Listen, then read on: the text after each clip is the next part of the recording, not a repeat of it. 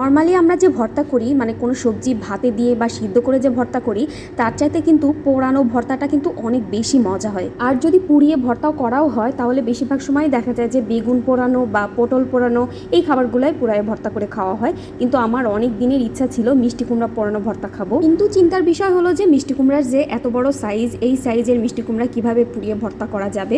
তো যখনই আমি এটা চিন্তা করতেছিলাম আমার কাছে মনে হলো যে মিষ্টি কুমড়া কেটে ছোট করে নিয়ে তারপরে সেটাকে তো পোড়ানোই যায়। তো যারা মিষ্টি কুমড়ার ফালি ভাজিটা খুব পছন্দ করে তারা তো জানেই যে এভাবে ফালি ফালি করে কেটে কিন্তু মিষ্টি কুমড়া ভাজি করে খাওয়া যায়। তো আমি ঠিক ওই সাইজ করে মিষ্টি কুমড়াগুলোকে ফালি ফালি করে কেটে নিয়েছিলাম। এখন টুইস্ট হলো মিষ্টি কুমড়ার ফালি ভাজিতে তো নর্মালি হলুদ গুঁড়া, মরিচ গুঁড়া, তারপরে লবণ দিয়ে সবকিছু দিয়ে মাখায় তারপরে ভাজিটা করা হয়। কিন্তু আমি কিন্তু এই মিষ্টি কুমড়ার মধ্যে কোনো রকমের মশলা দিই নাই, একদম ফ্রেশ মিষ্টি কুমড়াটাকে জাস্ট একটু পোড়ায় নিচ্ছিলাম। আর এখানে তেলও কিন্তু খুবই সামান্য তেল দেওয়া হয়েছে যাতে একটা স্মোকি ফ্লেভার পাওয়া যায়। আর এই ভর্তাটা কিন্তু আমি শুকনো মরিচ দিয়ে করব, তাই আমি শুকনো মরিচটাকেও আগেই একটু শুকনা তাওয়াতে ভেজে নিয়েছিলাম আর পেঁয়াজটাকেও আমি সামান্য একটু তেল দিয়ে ভেজে নিয়েছিলাম।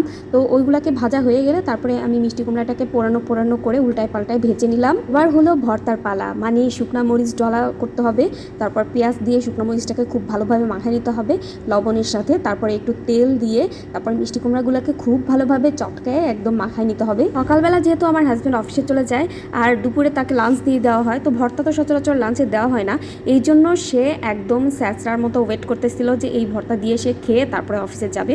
তো এই জন্য একটু তাড়াহুড়া করে ভর্তাটা করতে হয়েছিল। আসলে সত্যি কথা কি বলবো, এই ভর্তাটা যে এত মজা হয়েছিল মানে আমি নিজে আশ্চর্য হয়ে গেছি যে সব পোড়ানো ভর্তার মধ্যে কিন্তু মিষ্টি কুমড়া পোড়ানো ভর্তাটা অনেক মজা।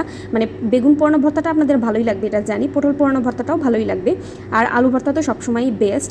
কিন্তু ভাই মিষ্টি কুমড়া পোড়ানো ভর্তাটা যে এত মজা এটা না খেলে আসলে আপনারা বুঝবেন না। শুধুমাত্র ভর্তাটা হওয়া পর্যন্তই আমরা ওয়েট করছি, হওয়ার সাথে সাথে প্লেট নিয়ে বসে গেছি ভাত খেতে, অনেক মজা হয়েছিল। তো আমার আজকের রেসিপিটা যদি আপনাদের ভালো লেগে থাকে তাহলে অবশ্যই লাইক কমেন্ট করবেন আর আমার পাশে থাকবেন। ধন্যবাদ।